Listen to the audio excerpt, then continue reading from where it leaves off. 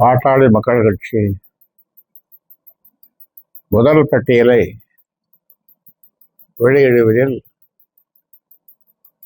பெருமிதம் கொள்கின்றோம். அதில் வேட்பாளர் முதல் பட்டியல் சேலம் மேற்கு தொகுதி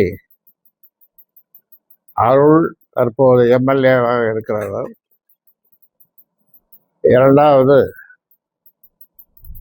கும்பகோணம் தொகுதி மா.க. ஸ்டாலின். மூணாவது விருத்தாச்சலம் தொகுதி இ.கே. சுரேஷ். நாலாவது வந்தவாசி தொகுதி முரளி சங்கர். அஞ்சாவது மயிலாடுதுறை தொகுதி பாக்கம் சங்கர், பாக்கம் சக்திவேல். சேலம் மேற்கு தொகுதி அருள். குடந்தை கும்பகோணம் தொகுதி மா.க. ஸ்டாலின். விருத்தாச்சலம் தொகுதி இ.கே. சுரேஷ்.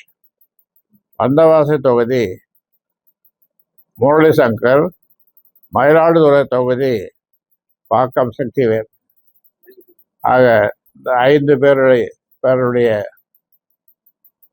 வேட்பாளரை நாங்கள் முதல் கட்டமாக இன்று வெளியிடுகிறோம்.